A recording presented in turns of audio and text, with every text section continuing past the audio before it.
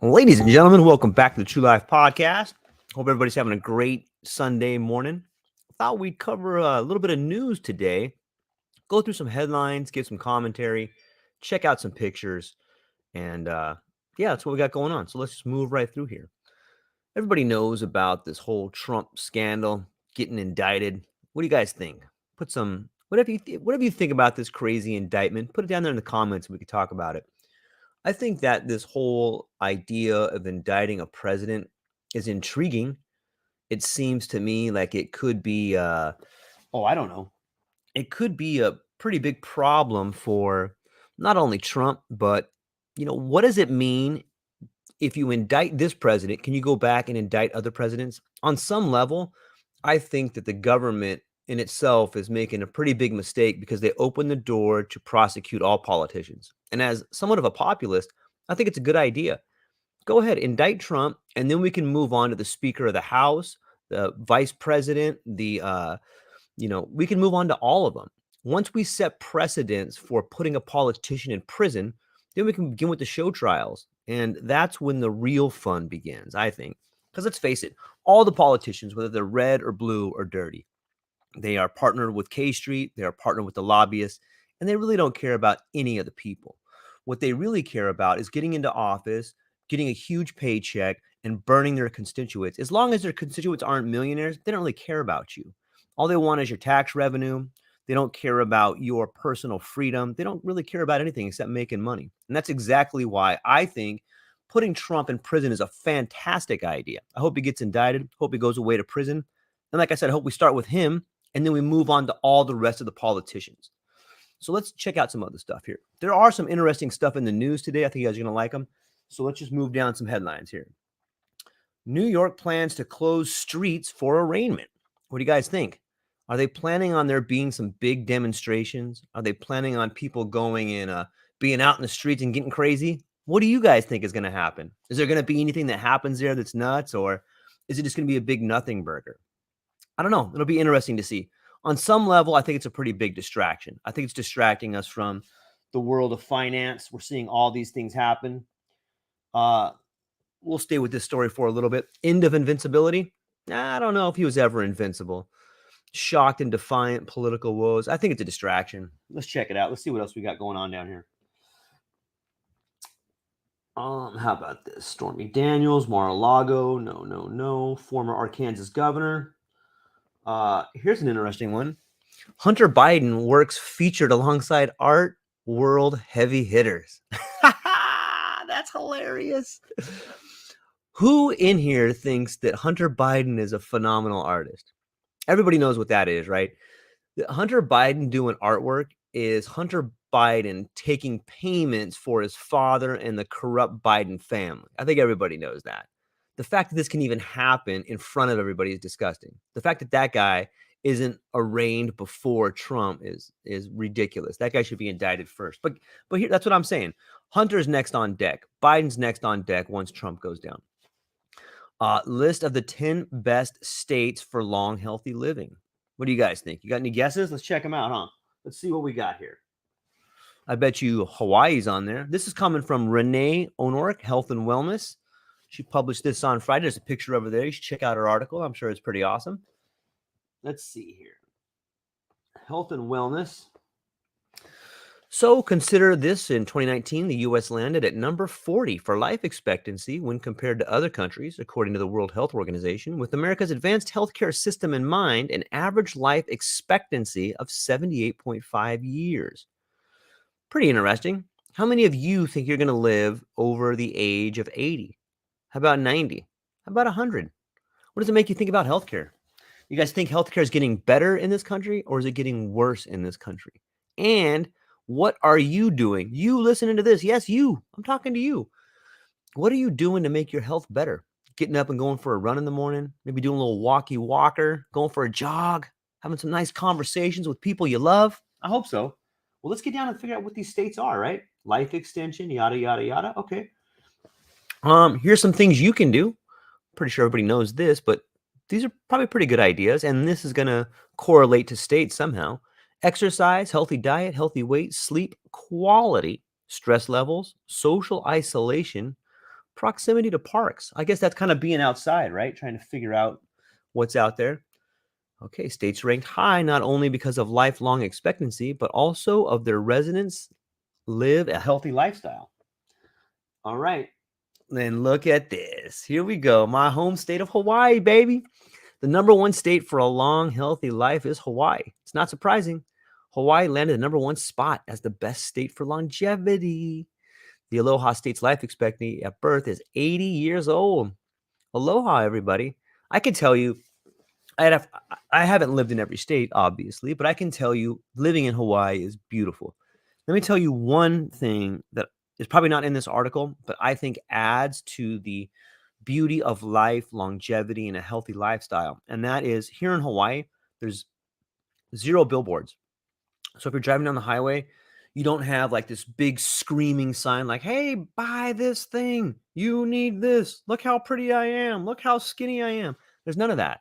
All you see is like beautiful mountains. And sometimes you hear the birds singing. And let me just stay with this thought for a moment. I want you to think about the world that you live in and how much advertisement is out there. I think that adds to the stress and anxiety. And this whole idea of consumerism. It adds to your crappy life when you're driving down the street and you have, this borderline pornographic image like just flashing at you like some big cheeseburger or something like that.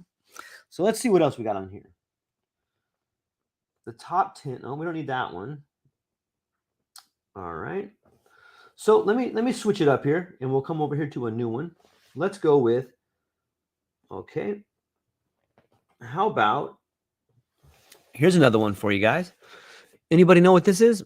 These are the Israeli protests. For those of you who haven't been paying attention to the world of protest around the world, there's been quite a few of them.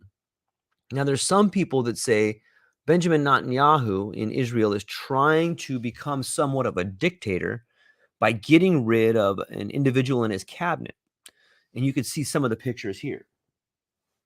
So in some of these pictures, you see, hundreds of thousands of people, they say, in the streets that are trying to change the Israeli structure of the government. And for those of you who have been paying attention, you know that Netanyahu was in power, he was out of power. He was in power, he was out of power. He's in power. And they're having a lot of problems down there right now trying to figure out the best way in order to reimagine their government. And I don't thoroughly know all of exactly what's going on, but I'll try to paraphrase what I do know. So you can see all the people on the streets down there. Apparently what's happening is, according to Netanyahu, the court system down there has the ability to, according to him, and I don't know if this is true, I'm just putting out what I read. According to Netanyahu, the court system out there is like the final judgment, and that he says they are the ruling party. They can do whatever they want, and no other branch of government can check them. And the other side of the argument is saying, listen, the courts are our last line of defense. We've set it up in this way so that it does check everything. And that same side that is on the side of the courts not changing is saying, well, Netanyahu is trying to create a dictatorship. And if he gets his laws passed, then the executive branch will be, in fact, able to appoint whatever judge they want, and there'll be no checks and balances on them. And I think that what they're fearing is an all-out civil war down there. You can see how many people are taken to the streets. You can see how much chaos is happening down there. It's been happening for, I think, over a week now. There's just been protests everywhere. And you can see all the people in the streets getting kind of nuts. So let's stick with protests for a little bit. And I want everyone who's paying attention to this broadcast to think about not only this protest, but I'm going to show you some other ones. So bear with me while I move over to the next screen here. Okay, now we've made our way over to France. And in France, you can see people in the streets as well. So people in France theoretically are protesting the idea of having their retirement age moved up 2 years from 62 to 64, I think. And there has been estimates of up to 500,000 people in the streets A lot of them beginning to turn a little bit violent. You're seeing the French people who have a history of for belief causes. They are standing up to Macron, who has, in his last term of presidency, I believe, decided to push through an initiative that has been tried to be pushed through for the last 10 years, and that is this raising of the retirement age. And you might be thinking to yourself, wow, these people are rioting just because it's a 2-year, they can't wait an extra 2 years. I think it's more than that. I think the French people are fed up with government. And the reason I bring this up is I want you to think about the way that this part of the world reacts to the government. Look at the way that the Israeli people are standing up to their government.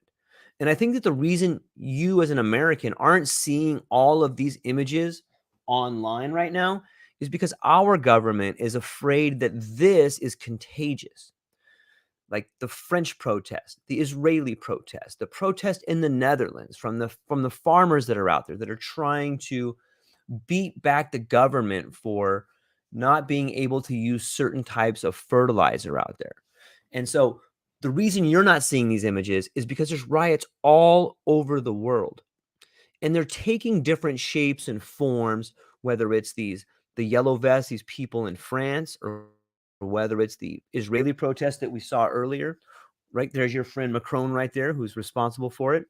And so I want to try to paint you guys a picture of what maybe there's a Ariadne thread that ties all of these protests together. And I think that there is. So we've seen these protests in France. We saw the ones in Israel. And you know what? We've also begun to see kind of bank runs happening in the United States. We have seen bank failures in UBS in Switzerland. And I think all of these things are connected, at least in my opinion. I think what you're seeing is a complete breakdown of the financial system.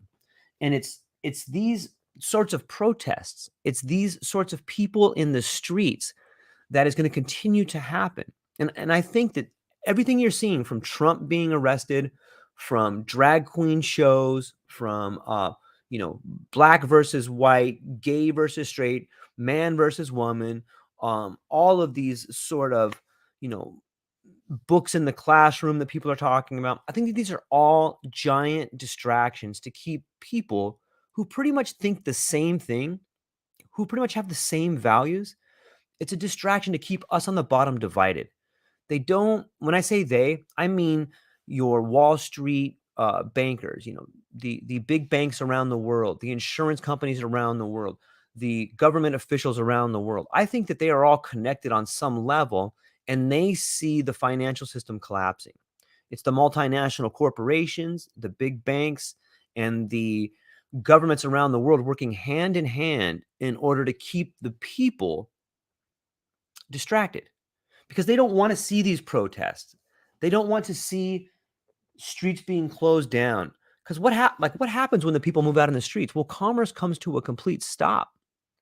The world of money changing hands for the big boys comes to a stop. And at least in the United States, we are a consumer-based economy. When people stop consuming, there is no more economy. I'll point you to the words of Jerome Powell, who has recently gone on stage and said what he's really trying to do is stop a wage increase spiral. And I want you guys to think about that, because that ties into this. Here's these people in France that are protesting a higher working retirement age. And we have the leader of all finance and pretty much the country in the United States is Jerome Powell. That guy runs all the money. And what he wants every working person to make less money. I want you to think about that. Like, how ridiculous is that? Here is a multimillionaire who was given everything. He was brought up in a big family, had all the money. Him and his family took everything for themselves, the same as all the bankers in the industry, whether you're this, and all the CEOs of these giant corporations. They were given everything, and they've squandered everything as well. They do not want working people. And by working people, I mean people that get up and go to a job every day. They don't want you to get a raise. They want you to suffer the inflation so that they can continue to make the same profits they're making. They want to bail out the speculators and punish people that go to work. And I don't know if that is, I don't know if there's some sort of foundation in economics where if the people start making more money, inflation goes to the roof. That's kind of the argument, but I think it's BS, belief systems. I think that what's really happening is there is an incredible divide, and the only way to stop the world from radically changing into a more uh, meritocratic world, a multipolar world in which merit-based ethics can win out. The only way to stop that is to crush the people on the bottom. And I think you're seeing a concerted effort by governments, banks, and multinational corporations. Look how many multinational corporations, as of lately, are laying people off. You have all big tech just getting rid, cutting. You have multinational corporations like UPS and the train companies that are recently getting ready to have giant contracts be either ratified or negotiated. And you're seeing these giant corporations do everything they can to squash their employees. I would like to put out a call to action. If you are, no matter what country you're in, I hope that you choose to support the person that gets up and goes to work every day, and rather than the multinational corporations. I hope when these big strikes do come, whether it's the Teamster strike that's probably coming up, I hope that every one of you put an incredible amount of pressure on the giant corporations, because they don't care about their people. They sit around and they talk about safety. They sit around and they talk about how much good they're doing. But in the grand scheme of things, one of the biggest problems we have in our world today is the idea that people are numbers. People aren't numbers. People are people. They have families, they have feelings, they have children, they have problems. But when we look at individuals as numbers, we strip out their humanity. And you can't, when you start cutting people left and right, like, oh, this person is insignificant, or this person doesn't work as hard as they used to 20 years ago. Like, that's a giant problem. And you can't cut you can't cut the people on the bottom without ruining the not only status, but you can't cut the people on the bottom without ruining the integrity of the company, because the people throughout any corporation are important regardless of what job they do. And we've gotten away from that. We have decided that only the people at the top are important. And that's why you're seeing these protests, at least in my opinion. That's how they add together. So I think that you're seeing the collapse of the financial system is a direct reflection of the lack of integrity at the people at the very top. Another symptom you can see of that, at least in my opinion, is that when you listen to some of these high-powered CEOs or these talking heads on television, and they talk to you about like Generation Z or the Zoomers or the millennials, they say, "Oh, these kids don't have any life. These kids aren't loyal, or these kids don't know how to work." I say that's BS too. These kids don't even want to be part of the disgusting system that was put in place by the boomer generation, where they were pretty much given everything, right? Hey, here, mom and dad will take care of you forever. When they die, you get all their money. You don't have to work.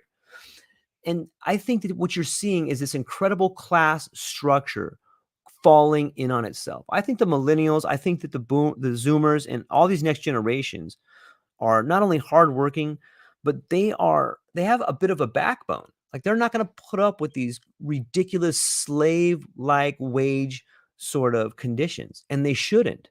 And I think, as a Gen Xer, I look at the older generation looking down at these younger kids, and I see a little bit of animosity. They say things like these kids are lazy. No, they just don't want to work in slave labor conditions. And the more you look at the United States, the more you begin to see the people on the top treating the people on the bottom like they're garbage. And I think you're going to see more of these protests coming. I think that in the next election cycle, you're going to see things like this. It's very possible that you could begin to see protests on a level that you've never seen before. And all you need to do is think back to remember like the Summer of Love, or it was like the Summer of Rage, where there were different cities burning. I remember you could turn on YouTube and there were riots in Oakland and there were riots in Chicago. And like, that is going to return, not because it's about black versus white, not because it's about drag shows, not because it's about Trump, but because of the rising inequality that it has been accelerated by people like Jerome Powell, like people like Trump, like people like Biden, like people like Nancy Pelosi. Our government, our banks, and our multinational corporations have come together in order to squeeze the lifeblood from the individual, like trying to squeeze blood from a rock. It doesn't work. The system is broken. And unless we figure out some new ways in order to make things at least, we need the return of social mobility back to the individual. And if we can't get that, then you're going to see riots in the street, at least in my opinion. Okay, so I've kind of got on about what the problem is. Now I want to talk a little bit about some solutions.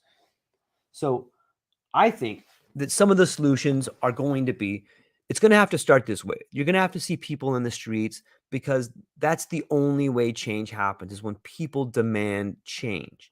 That being said, I think that right now is a great time to begin learning or teaching yourself a new set of skills. If you're somebody that drives a truck, if you're somebody that works in an office, if you're somebody that may even have a white collar job, like in finance, that could possibly and more than likely is going to be taken out by Chat GPT or these AI bots.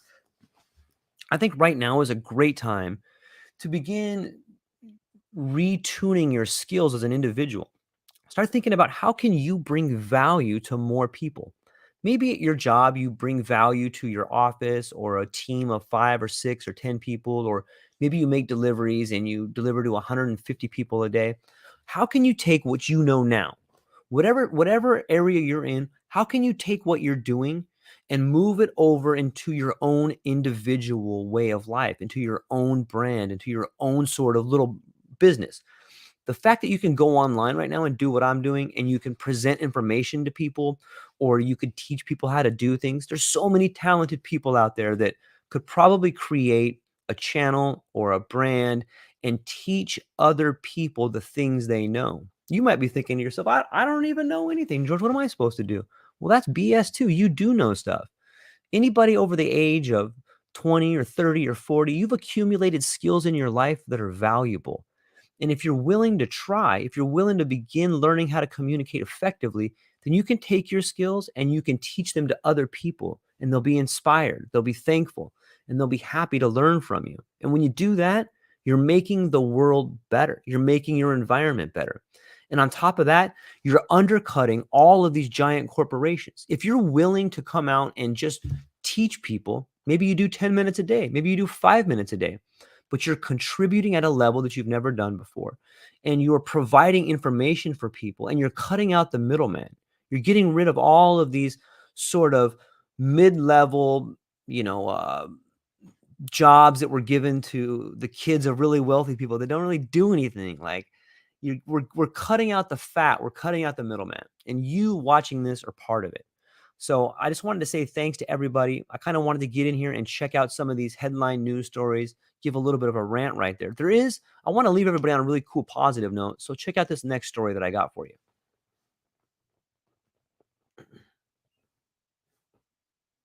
Okay, not this one, but let's see. Okay. And this one's coming to us from the Jerusalem Post. And it is, let me see. Can you see that there? Archaeologists to find lost underwater civilization with magnetic fields. Now that sounds fascinating, right? So let's check it out a little bit. Magnetic data, like seismic data, is collected by those looking to extract energy sources from the seafloor in order to map out the landscape for construction. That seems a little interesting. So I guess that's all we have, is that kind of headline right there. But see, this is another point that I want to make to people. Look at all of the incredible, interesting things that are beginning to happen on the sidelines. In the forefront is all this corruption. In the forefront is all this political chaos. But if you peel back the curtain a little bit, look at this new technology, like magnetic data, like seismic data is collected. What else can we learn from understanding the magnetic poles? Like the idea that we can begin to map out the landscape of the seafloor, and the fact that there's an underwater lost civilization. Like, what does that tell you? It tells you that maybe the history we've been taught is kind of BS as well. And that's exciting. I know it's kind of demoralizing to think that maybe you've been taught garbage your whole life, but the fact is, if we have been taught lies the most of our lives, if most of the things we have been told from Darwinism to the kings and queens of the Middle Ages, if a lot of that stuff is garbage, then that presents us with an opportunity to rewrite what is true. And I want you to think about how limitless that is. What if you could rewrite your story? What if you could rewrite the world you live in? And it's happening all around us. It's happening with language. I know a lot of people aren't real happy about the different kinds of pronouns people are using, but what does it mean? Maybe since we're redefining pronouns, maybe we could redefine contract law, right? Because contract law and all these lawyers have found a way to strangle us with language. Like they just tighten you in and you're stuck in the spot. But what if we could loosen up that language? What if we could figure out a way to not have to be in debt forever? I think that that's on deck. And I think that language, history, and the way in which we live in this world is all on the chopping block. I think it's up for debate. And I think that we, as those who are paying attention, have an opportunity to rewrite what the world is going to look like. And you watching this have an opportunity. Yeah. So here's one. Hey, Bruce, thanks for chiming in, man. Here's a comment from Bruce, guys.